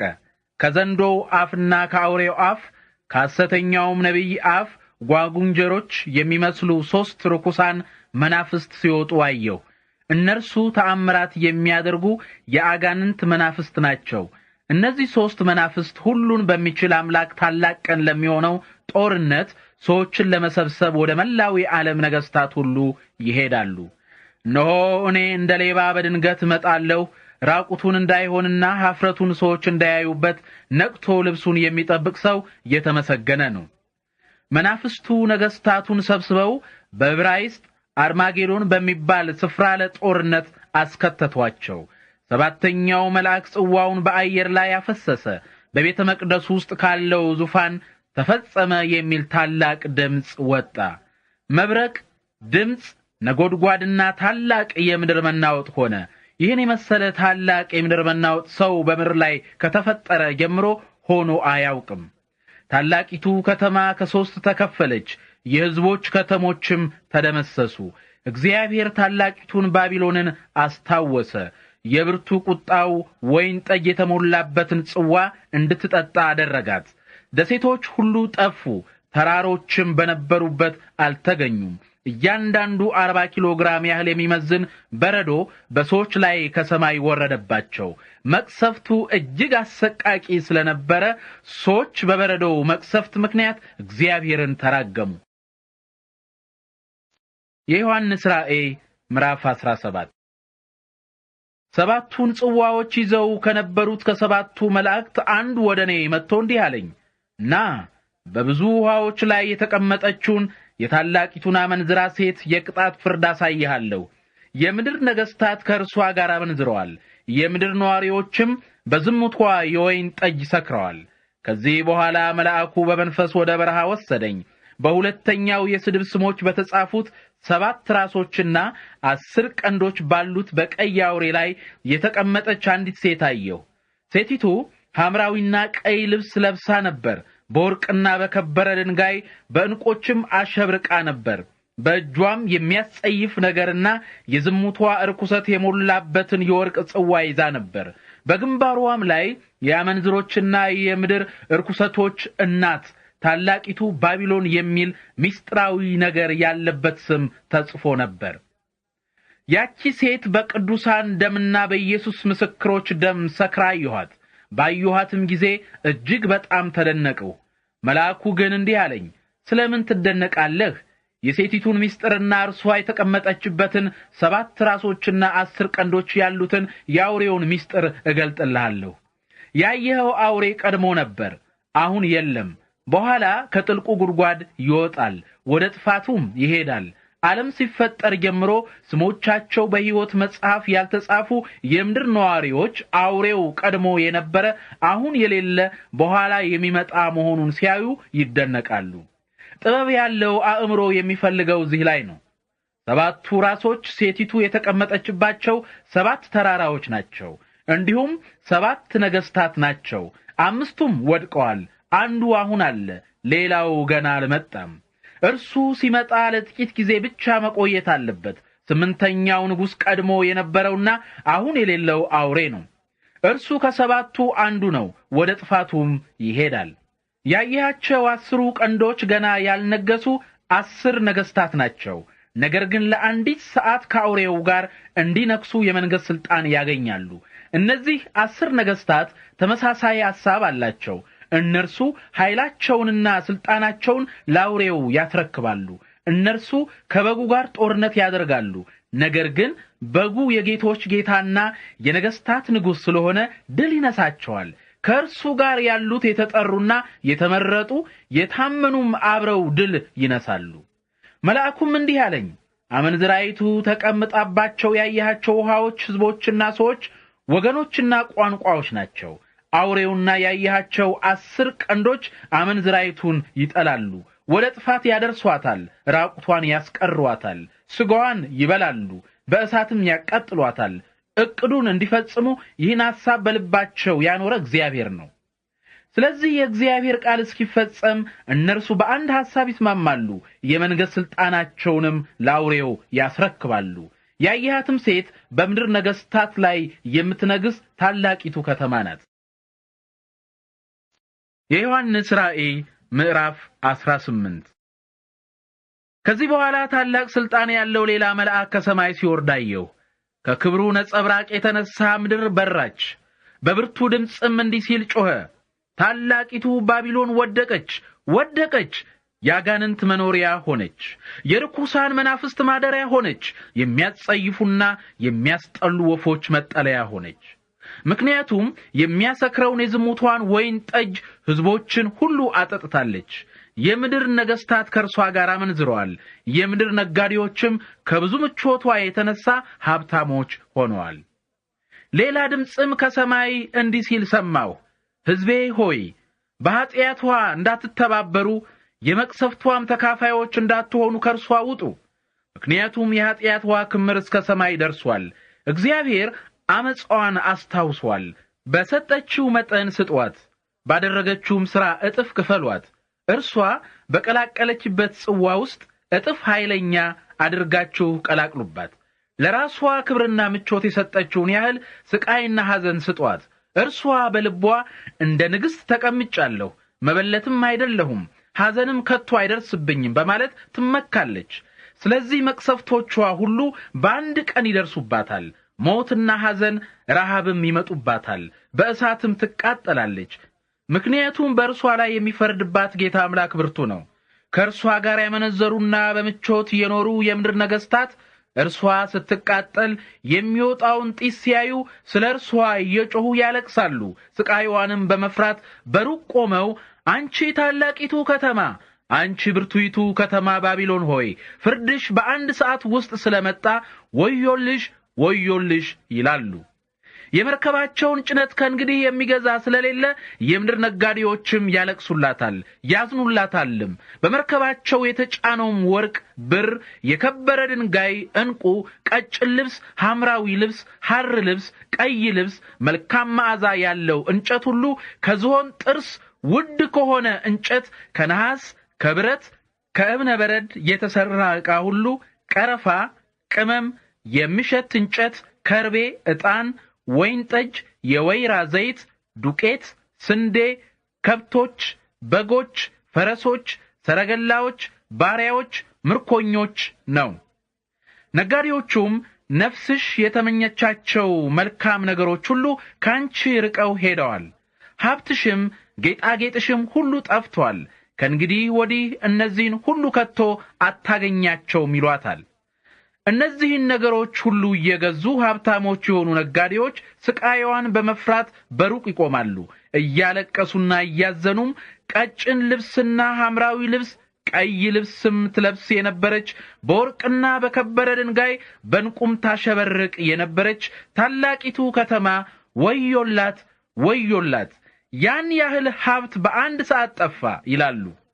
የመርከብ አዛዦች ሁሉ፣ በመርከብ የሚጓዙ ሰዎች ሁሉ፣ በመርከብ ላይ የሚሰሩ ሁሉ፣ በባህር ላይ የሚነግዱ ሁሉ በሩቅ ይቆማሉ። እርሷ ስትቃጠል የሚወጣውን ጢስ ባዩ ጊዜ ይህችን ታላቅ ከተማ የሚመስል ከቶ ሌላ ከተማ ነበርን እያሉ ጮኹ። በራሳቸው ላይ አቧራ ነሰነሱ። እያለቀሱና እያዘኑም እንዲህ እያሉ ይጮኻሉ። በባህር ላይ መርከቦች ያላቸው ሁሉ በእርሷ ሀብታሞች የሆኑ ያቺ ታላቅ ከተማ በአንድ ሰዓት ውስጥ ስለወደመች ወዮላት፣ ወዮላት! ሰማይ ሆይ በእርሷ ደስ ይበልህ፣ እናንተ ቅዱሳንና ሐዋርያት ነቢያትም ደስ ይበላችሁ፣ ምክንያቱም እግዚአብሔር ስለ እናንተ በእርሷ ላይ ፈርዶባታል። ከዚህ በኋላ አንድ ብርቱ መልአክ ትልቅ የወፍጮ ድንጋይ የሚያህል አንድ ድንጋይ አንስቶ እንዲህ ሲል ወደ ባህር ወረወረው። ታላቂቱ ከተማ ባቢሎን እንዲህ በኃይል ተገፍታ ትወድቃለች። ከእንግዲህ ወዲህም ከቶ አትገኝም። የበገና ደርዳሪዎችና የሙዚቀኞች ድምፅ፣ የዋሽንት ነፊዎችና የመለከት ነፊዎች ድምፅ ዳግመኛ በአንቺ አይሰማም። ማንኛውንም አይነት የእጅ ጥበብ የሚሰራ ብልሃተኛ ሰው ከእንግዲህ ወዲህ በአንቺ አይገኝም። የወፍጮም ድምፅ ከእንግዲህ በአንቺ አይሰማም። የመብራት ብርሃን ከእንግዲህ ወዲህ በአንቺ አያበራም። የሙሽራና የሙሽራይቱ ድምፅ ከእንግዲህ ወዲህ በአንቺ አይሰማም። ነጋዴዎችሽ የዓለም ታላላቅ ሰዎች ነበሩ። ባስማትሽ ሕዝቦችን ሁሉ አሳስተሻል። በእርሷ ውስጥ የነቢያትና የቅዱሳን በምድር ላይ የተገደሉ ሰዎች ሁሉ ደም ተገኝቷል። የዮሐንስ ራእይ ምዕራፍ 19። ከዚህ በኋላ እንዲህ የሚል የብዙ ሰዎችን ድምፅ የሚመስል ታላቅ ድምፅ በሰማይ ሰማሁ። ሃሌሉያ! ማዳንና ክብር ኃይልም የአምላካችን ነው። ምክንያቱም ፍርዱ እውነትና ትክክል ነው። ምድርን በዝሙቷ ያረከሰችውን ታላቂቱን አመንዝራ በፍርድ ቀጥቷል። እርሷን በመቅጣትም የአገልጋዮቹን ደም ተበቅሏል። እንደገናም ሃሌሉያ! ጢሷ ለዘላለም ወደ ላይ ይወጣል እያሉ ጮኹ። 24ቱ ሽማግሌዎችና 4ቱ እንስሶች በዙፋኑ ላይ ለተቀመጠው አምላክ በግንባራቸው ተደፍተው አሜን ሃሌሉያ እያሉ ሰገዱ። ከዚህ በኋላ እርሱን የምትፈሩ አገልጋዮች ሁሉ ታናናሾችም ታላላቆችም አምላካችንን አመስግኑ የሚል ድምፅ ከዙፋኑ ወጣ። የብዙ ሰዎችን ድምፅ፣ የወራጅ ውሃን ድምፅ፣ የብርቱ ነጎድጓድንም ድምፅ የሚመስል ድምፅ እንዲህ ሲል ሰማሁ። ሁሉን የሚችል ጌታ አምላካችን ስለነገሰ ሃሌሉያ! የበጉ ሰርግ ስለደረሰና የእርሱ ሙሽራ ስለተዘጋጀች ደስ ይበለን። ደስታም እናድርግ እናክብረውም። የሚያንጸባርቅና ንጹሕ የሆነ ቀጭን ልብስ እንድትለብስ ተሰጣት። ቀጭኑ ልብስ የቅዱሳን የጽድቅ ሥራ ነው። ከዚህ በኋላ መልአኩ ወደ በጉ ሰርግ ግብዣ የተጠሩ ዕድለኞች ናቸው ብለህ ጻፍ አለኝ። ቀጥሎም ይህ የእግዚአብሔር እውነተኛ ቃል ነው አለ። እኔም ለመልአኩ ልሰግድለት በእግሩ ስር በግንባሬ ተደፋው። እርሱ ግን ተው፣ ይህን አታድርግ፣ እኔም እኮ ካንተና የኢየሱስን ምስክርነት ከያዙት ወንድሞች ጋር አገልጋይ ነኝ። ለእግዚአብሔር ስገድ፣ ምክንያቱም የኢየሱስ ምስክርነት የትንቢት መንፈስ ነው አለኝ። ከዚህ በኋላ ሰማይ ተከፍቶ አየሁ። እነሆ ነጭ ፈረስም አየሁ። በፈረሱ ላይ የተቀመጠው ታማኝና እውነተኛ የሚባል ነው። እርሱ በትክክል ይፈርዳል ይዋጋልም። ዓይኖቹ የእሳት ነበልባል ይመስላሉ። በራሱም ላይ ብዙ ዘውዶች አሉ። ከእርሱ በቀር ሌላ ማንም የማያውቀው በእርሱ ላይ የተጻፈ ስም ነበረ። እርሱ በደም የተነከረ ልብስ ለብሶ ነበር። ስሙም የእግዚአብሔር ቃል የሚባል ነው። በነጫጭ ፈረሶች ላይ የተቀመጡ ነጭና ንጹሕ የሆነ ቀጭን ልብስ የለበሱ የሰማይ ሰራዊት ተከትለውታል። ሕዝቦችን የሚመታበት ስለታም ሰይፍ ከአፉ ወጣ። በብረት በትርም ይገዛቸዋል። እርሱ ሁሉን የሚችለውን የእግዚአብሔርን የብርቱ ቁጣ መግለጫ የሆነውን የወይን ጠጅ መጭመቂያ ይረግጣል። በልብሱና በጭኑ ላይ የነገስታት ንጉሥ የጌቶች ጌታ የሚል ስም ተጽፏል። ከዚህ በኋላ በፀሐይ ላይ የቆመ አንድ መልአክ አየሁ። እርሱ በሰማይ ለሚበሩ ወፎች እንዲህ ሲል በታላቅ ድምፅ ጮኸ። ወደ ታላቁ የእግዚአብሔር ግብዣ ኑ ተሰብሰቡ። የነገስታትን ሥጋ፣ የጦር አዛዦችን ሥጋ፣ የብርቱ ጦረኞችን ሥጋ፣ የፈረሶችንና የፈረሰኞችን ሥጋ፣ የጌቶችንና የአገልጋዮችን ሥጋ፣ የተናናሾችንና የታላላቆችን ሥጋ፣ የማንኛውንም ሰው ሁሉ ሥጋ ኑ ብሉ። እንዲሁም አውሬውና የምድር ነገስታት ወታደሮቻቸውም በነጩ ፈረስ ላይ ከተቀመጠውና ከሰራዊቱ ጋር ለመዋጋት ተሰብስበው አየሁ። ነገር ግን አውሬው ተያዘ። ከእርሱም ጋር በፊቱ ብዙ ተአምራት ያደርግ የነበረው ሐሰተኛው ነቢይ ተያዘ። እርሱ የአውሬው ምልክት የነበረባቸውንና ለአውሬው ምስል ይሰግዱ የነበሩትን ተአምራት ያደረገ ያስታቸው ነበር። እነዚህ ሁለቱ በዲን ወደሚቃጠለው የእሳት ባህር ከነሕይወታቸው ተጣሉ። የቀሩት ደግሞ በነጩ ፈረስ ላይ ከተቀመጠው አፍ በሚወጣው ሰይፍ ተገደሉ። ወፎችም ሁሉ ሥጋቸውን በመብላት ጠገቡ። የዮሐንስ ራእይ ምዕራፍ 20 ከዚህ በኋላ የጥልቁን ጉድጓድ መክፈቻና ትልቅ ሰንሰለት በእጁ የያዘ መልአክ ከሰማይ ሲወርድ አየሁ። ዘንዶውንም ይዞ 1000 ዓመት አሰረው። ይህም ዘንዶ ዲያብሎስ ወይም ሰይጣን የሚባለው የቀድሞው እባብ ነው።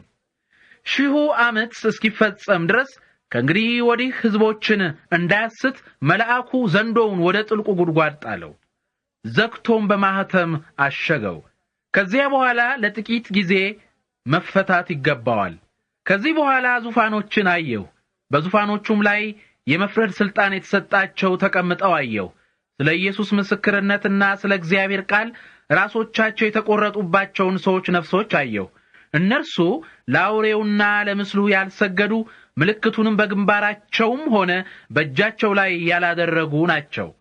እነርሱ ከሞት ተነስተው ከክርስቶስ ጋር 1000 ዓመት ነገሱ። የቀሩት ሙታን ግን 1000 ዓመት እስኪፈጸም ድረስ ከሞት አልተነሱም። ይህም የመጀመሪያው ትንሣኤ ነው። የመጀመሪያው ትንሣኤ ተካፋይ የሆኑ የተመሰገኑና ቅዱሳን ናቸው። ሁለተኛው ሞት በእነርሱ ላይ ስልጣን የለውም። እነርሱ የእግዚአብሔርና የክርስቶስ ካህናት ይሆናሉ። ከክርስቶስም ጋር 1000 ዓመት ይነግሳሉ። 1000 ዓመት ከተፈጸመ በኋላ ሰይጣን ከእስራቱ ይፈታል። በዓለም ሁሉ የሚገኙትን ጎግና ማንጎግ የሆኑትን ሕዝቦች ሊያስትና ለጦርነትም ሊያስከትት ይወጣል። ቁጥራቸው በባህር ዳር እንዳለ አሸዋ ነው። እነርሱ ወደ ምድር ሁሉ ተሰራይተው የቅዱሳንን ሰፈርና የተወደደችውን ከተማ ከበቡ። ነገር ግን እሳት ከሰማይ ወርዶ በማቃጠል ደመሰሳቸው። ያሳታቸው ዲያብሎስ አውሬውና ሐሰተኛው ነቢይ ወዳሉበት በዲን በሚቃጠል እሳት ባህር ውስጥ ተጣሉ። ሌሊትና ቀን ለዘላለም ይሰቃያሉ። ከዚህ በኋላ ታላቅ ነጭ ዙፋንና በዙፋኑም ላይ የተቀመጠውን አየሁ። ምድርና ሰማይ ከፊቱ ሸሹ፣ ስፍራም አልተገኘላቸውም። ታናናሾችንና ታላላቆችን ሙታን በዙፋኑ ፊት ቆመው አየሁ። መጽሐፍትም ተከፈቱ። የሕይወት መጽሐፍ የሆነ ሌላ መጽሐፍም ተከፈተ። ሙታንም በመጽሐፍቱ ተጽፎ በተገኘው ሥራቸው መሠረት ፍርድ ተቀበሉ። ባህርም በውስጡ ያሉትን ሙታን ሰጠ። ሞትና ሲኦልም በእነርሱ ውስጥ የነበሩትን ሙታን ሰጡ። እያንዳንዱም ሰው በሥራው መሠረት ፍርድ ተቀበለ። ሞትና ሲኦልም ወደ እሳት ባህር ተጣሉ። ይህም የእሳት ባህር ሁለተኛው ሞት ነው። ስሙ በሕይወት መጽሐፍ ተጽፎ ያልተገኘ ሁሉ ወደ እሳት ባህር ተጣለ። የዮሐንስ ራእይ ምዕራፍ 21። ከዚህ በኋላ አዲስ ሰማይና አዲስ ምድር አየሁ። ምክንያቱም የመጀመሪያው ሰማይና የመጀመሪያይቱ ምድር አልፈው ነበር። ባህርም ከእንግዲህ ወዲህ አልነበረም። ቅድስቲቱ ከተማ አዲሲቱ ኢየሩሳሌም ለባሏ እንዳጌጠች ሙሽራ ተዘጋጅታ ከሰማይ ከእግዚአብሔር ዘንድ ስትወርድ አየሁ። እንዲህም የሚል ታላቅ ድምፅ ከዙፋኑ ሲወጣ ሰማሁ። እነሆ የእግዚአብሔር ማደሪያ ከሰዎች ጋር ነው፣ ከእነርሱም ጋር ይኖራል። እነርሱም የእርሱ ሕዝብ ይሆናሉ። እግዚአብሔር ራሱ ከእነርሱ ጋር ይሆናል፣ አምላካቸውም ይሆናል። እንባን ሁሉ ከዓይናቸው ላይ ይጠርጋል። ሞት ወይም ሐዘን ወይም ለቅሶ ወይም ስቃይ ከእንግዲህ ወዲህ አይኖርም። ምክንያቱም የቀድሞቹ ነገሮች ሥርዓት አልፏል። በዙፋኑ ላይ የተቀመጠውም እነሆ እኔ ሁሉን ነገር አዲስ አደርጋለሁ አለ። ቀጥሎም ይህ ቃል የታመነና እውነት ስለሆነ ጻፍ አለኝ። ከዚህም በኋላ እንዲህ አለኝ፣ ተፈጸመ። አልፋና ኦሜጋ የመጀመሪያውና የመጨረሻው እኔ ነኝ። ለተጠማ ከሕይወት ውሃ ምንጭ ያለምንም ዋጋ በነጻ ሰጠዋለሁ። ድል የነሳ ይህን ይወርሳል። እኔ አምላክ ሆነዋለሁ፣ እርሱም ልጄ ይሆናል። ነገር ግን ፈሪዎች፣ እምነተ ቢሶች፣ ርኩሶች፣ ነፍሰ ገዳዮች፣ አመንዝሮች፣ አስማተኞች፣ ጣዖት አምላኪዎች፣ ውሸታሞች ሁሉ ዕጣ ክፍላቸው በዲን በሚቃጠለው በእሳት ባህር ውስጥ ይሆናል። ይህም ሁለተኛው ሞት ነው። የመጨረሻዎቹ 7 መቅሰፍቶች የሞሉባቸውን 7ቱን ጽዋዎች ከያዙት ከሰባቱ መላእክት አንዱ መጥቶ ና የበጉ ሚስት የሆነችውን ሙሽራይቱን አሳይሃለሁ አለኝ። በመንፈስም ወደ አንድ ትልቅ ረዥም ተራራ ወሰደኝና ቅድስቲቱ ከተማ ኢየሩሳሌም ከእግዚአብሔር ዘንድ ከሰማይ ስትወርድ አሳየኝ። በእግዚአብሔር ክብር ታበራ ነበር። የብርሃንዋም ድምቀት እጅግ እንደ ከበረ ድንጋይ እንደ ኢያሰጲድ ዕንቁና እንደ ብሩህ መስታወት የጠራ ነበረ።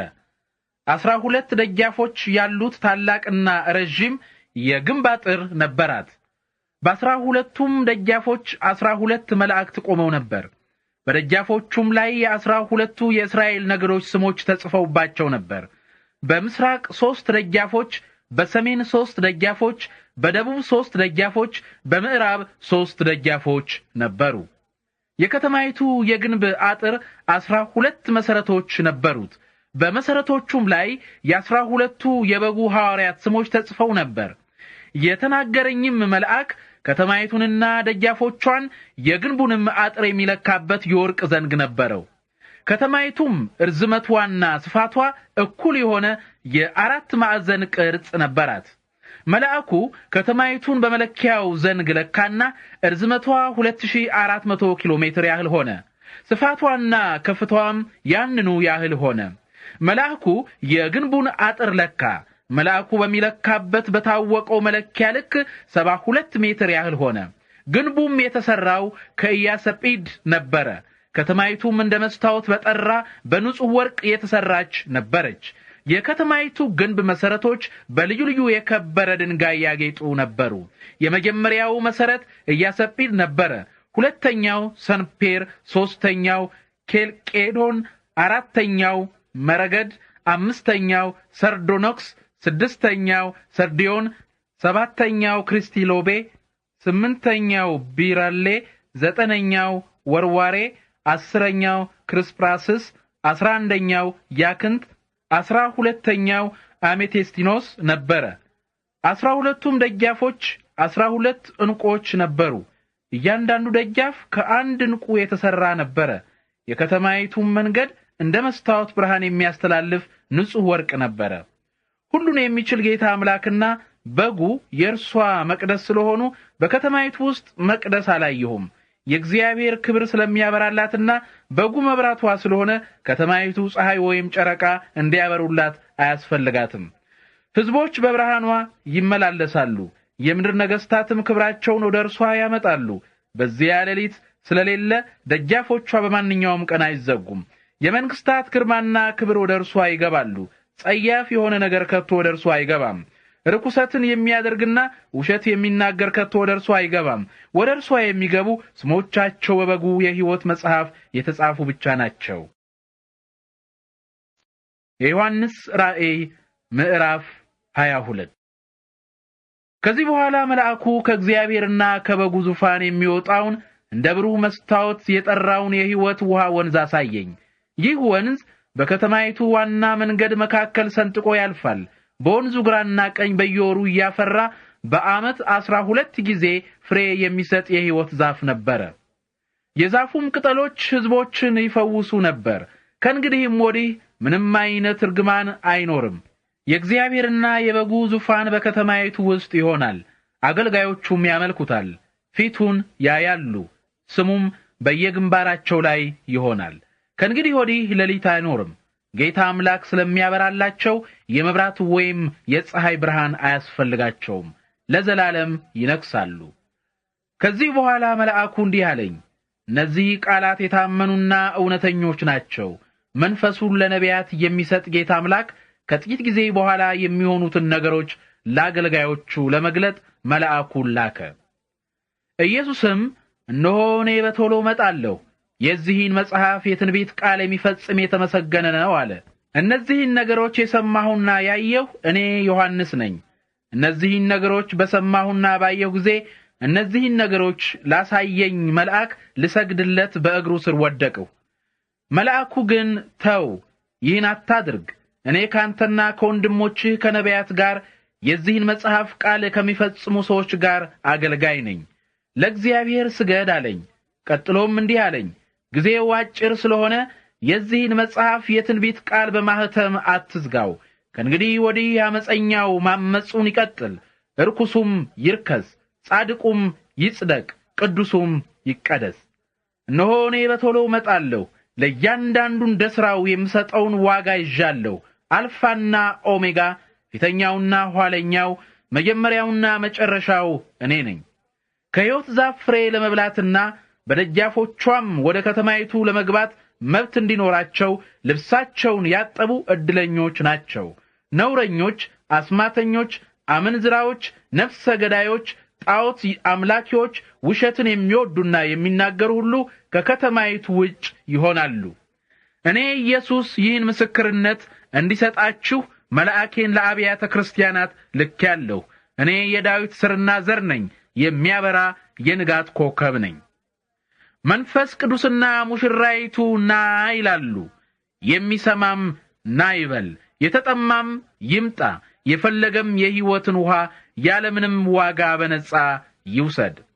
እነሆ በዚህ መጽሐፍ የተጻፈውን የትንቢት ቃል የሚሰማውን ሁሉ አስጠነቅቃለሁ። ማንም በዚህ ቃል ላይ አንዳች ነገር ቢጨምር በዚህ መጽሐፍ የተጻፉትን መቅሰፍቶች እግዚአብሔር ይጨምርበታል። ማንም በዚህ በትንቢት መጽሐፍ ከተጻፉት ቃሎች አንዳች ነገር ቢያጎድል በዚህ መጽሐፍ ከተነገሩት ከሕይወት ዛፍ ፍሬና ከቅድስቲቱ ከተማ እግዚአብሔር ድርሻውን ያጎድልበታል። የእነዚህ ነገሮች ምስክር የሆነው አዎ በቶሎ እመጣለሁ ይላል። አሜን። ጌታ ኢየሱስ ሆይና የጌታ የኢየሱስ ጸጋ ከሁላችሁ ጋር ይሁን። አሜን።